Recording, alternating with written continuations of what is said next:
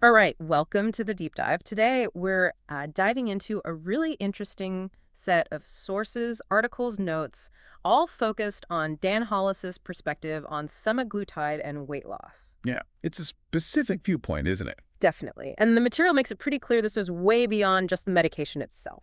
That's right. What's interesting in these sources is how they frame his view. Mhm. It's much less about the drug being some kind of, magic bullet. And more about how it fits into a bigger picture. Exactly. A deeply human process, right? Okay, let's unpack this then. So, our mission here is to kind of sift through these ideas and pull out the key insights from Hollis's approach. To understand how he positions semaglutide, not just medically, but within maybe the context of identity, Yeah. habits. Yeah, our inner world, all of that, how it intersects. So, right at the heart of how Hollis frames this is this core idea. Semaglutide isn't the fix.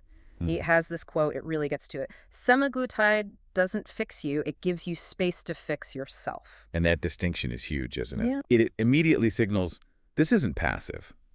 The drug changes the biology, creates that space, Mm-hmm. but the actual transformation, that's still in the individual. It's an opportunity, not like a guaranteed solution. He uses this analogy too, which I found really helpful in the sources. Semaglutide is like having good lumber. Okay, You know, you've got the best wood, but it's not going to build the house for you. right. It just makes the building possible. Possible, yeah, if you're actually ready to do the work. Designing it, building it. And that if you're ready, part feels critical because biological possibility doesn't automatically mean you're, psychologically ready or have the support you need. Mm.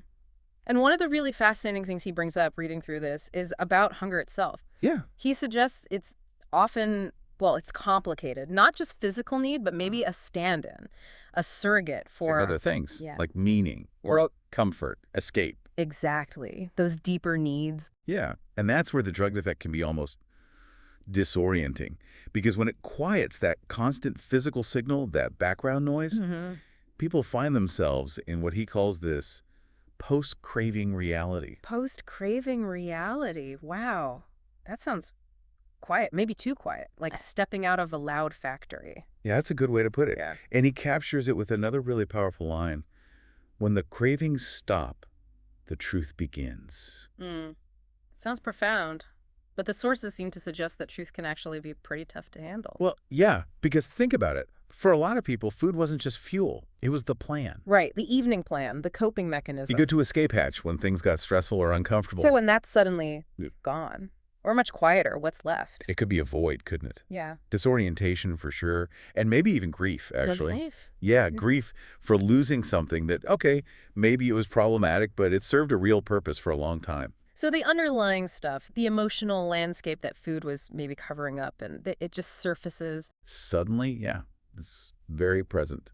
And that leads right into why his framework isn't just about the drug. It's about building something new in that space. Exactly. He's not just handing over a prescription. He's talking about teaching people, guiding them to build, like, new architecture in their minds, new ways of being. Which explains why community and support are so central to his thinking. They aren't just nice extras. No, they're fundamental. Hmm.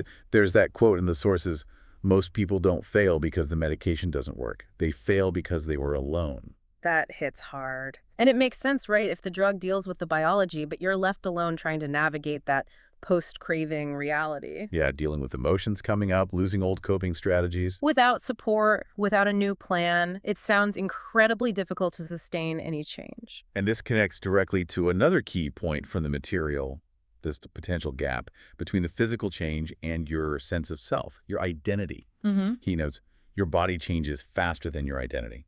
That's what he calls the trap, isn't it? Exactly. The scale goes down, the clothes fit differently, people see you changing. But inside, if your self-image, your habits, your confidence haven't caught up. It can feel like you're living in someone else's body. Yeah. Your brain feels mismatched, And that disconnect, that's where self-sabotage can creep in. for sure. If the physical change isn't anchored in a new sense of self, the old identity, the old story, it can just pull you back subconsciously, back to what feels familiar, even if it's not healthy. So it forces that question. As my body changes, who am I actually becoming? Yeah. And building that new anchor, that new way of being, It needs what he calls scaffolding. Scaffolding. And he's very clear this isn't just like feel-good motivational quotes. No, not at all. He means neurobiological replacement structures. Okay, break that down. Neurobiological replacement structures. Think of them as the concrete replacements for the old food-centered habits and routines. The things that used to fill your time, manage your emotions, take up your energy. Exactly. New rituals, new rhythms, new routines, things that are literally building new pathways in your brain and your body. He calls it the lattice that keeps people upright when the chemistry wobbles. That's a great image. The lattice. And the quote that really drives it home is, support isn't optional, it's neurobiological scaffolding. Wow. Framing support as a biological necessity for rewiring the brain. Not just a nice to have. Right, because information, calorie counts, exercise plans, you can get that anywhere. And AI could give you that. Sure. But meaning, accountability. Yeah. The human connection you need to actually build these new structures, these new pathways. That comes from people, from a supportive environment. That's the difference between knowing what to do and actually being able to do it consistently, especially when it gets hard. So with all this in mind, the whole idea of success, the win condition, it changes too. Definitely. He really reframes it as not just hitting a number on the scale or, simply eating less food. Right. He says, this journey isn't about eating less, it's about living more. Yeah. The real win, in his view, is when someone's life expands, when it gets bigger than just focusing on food weight restriction. So the measure is, do they feel alive enough, engaged enough, so that food just becomes, one part of a full life? Instead of the central thing, the main organizing principle or the main source of comfort or escape. Yeah, and maybe the most, sobering line, but also empowering in the sources deals with the long game, staying there. Yeah, yes. Weight loss is biology. Staying there is narrative. That explains so much about weight regain, doesn't it? Whether it's with medication or not. It really does. Yeah. People might tackle the biology, the hunger signals, the physical side. But they never rewrite the story they tell themselves about who they are, their relationship with food, their worthiness. Exactly. That old narrative about failure or restriction being temporary or using food to cope, if that stays untouched. It eventually just pulls you back. Yeah, the old story reasserts itself. Hollis's work seems really focused on preventing that silence, that lack of narrative change, from leading back to square one. Absolutely. And he even frames relapse differently because of this. He says, people don't relapse into hunger. Right. He argues they relapse into confusion. Confusion. Okay, how does that tie into the narrative piece? Well, think of it as losing the plot of the new story. Disorientation. So when stress hits, or you face challenges, or get conflicting signals inside, if you don't have that strong, rewritten narrative and the scaffolding holding it up, you lose your bearings. Your internal compass goes offline. Yeah. And it's not that you suddenly just get overwhelmingly hungry. It's that you get confused about who you are now, what you're supposed to do. And the old familiar patterns feel like the only solid ground in that moment. So it's a breakdown in the new story, the new structure. Exactly. A breakdown in that narrative assembly. Okay, so this all leads into his 7-point framework, which, the sources stress, isn't just a checklist. It's a fundamental shift. A shift in perspective, yeah. From just managing a physical issue to, building a whole new life. Okay, point 1. Start with silence. Using that space the drug creates. To just listen. Yes, stop the internal noise and just observe what's actually going on inside. Back to that quote, when the cravings stop, the truth begins. Become a curious observer of your own thoughts, your emotions. Number 2, rewire the rituals. This is acknowledging that eating habits are tangled up with deep rituals and routines. Right. His point is, every pound lost is a habit that needs replacing, not just removing. So the drug helps you see the old ritual, maybe detach from it a bit. Because the biological drive is weaker, yeah. But you still have to consciously build something new in its place. A replacement ritual. What do you do with that time, that energy, that emotional space that food used to fill? Exactly. That's the work. 3rd, anchor identity before the weight drops. This gets back to that trap we talked about. Yeah, actively working on who you're becoming, emotionally, psychologically, while your body's changing. Because your body changes faster than your identity. That's the trap. So intentionally developing other parts of yourself, interests, relationships, self-care, a sense of self that isn't just about weight. Number 4, pace the process. This isn't a sprint. No. Allow your inner self, your emotional world, time to adapt to the physical shifts. Fast results don't mean lasting results. Pacing is protection. Trying to overhaul everything overnight when the scale moves, that can be overwhelming. Yeah, let your identity catch up to your body, essentially. Fifth, plan the off-ramp from day one. This feels really crucial and probably often missed. Definitely. Don't wait until you're thinking about stopping the medication to figure out life without it. The real work begins after the medication. So what patterns might come back? What triggers? What structures will you need then? Planning for sustainability needs to start right away, not as an afterthought. Sixth, build the scaffolding. We talked about this, but it's re-emphasizing those robust structures. Emotional support, community, routines, finding the language to talk about your experience. Support isn't optional, it's neurobiological scaffolding. And remembering that distinction, information versus meaning. Right. Humans deliver meaning, connection, the stuff needed to build those new neural pathways. And finally, seventh, rewrite the narrative.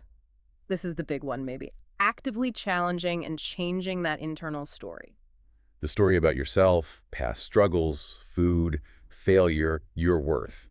Weight loss is biology. Staying there is narrative. Because if your core story still says, I'm someone who fails or I don't deserve this. No amount of medication can fight that forever. You have to consciously build a new, more empowering story. So this whole framework, it really maps out that shift he's pushing for, doesn't it? Yeah.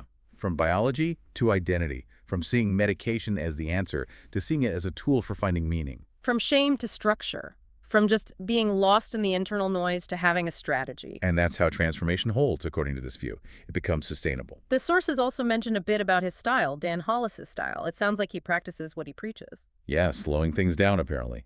Sitting with the discomfort. And asking questions, not just giving solutions. Right, questions designed to get people thinking for themselves.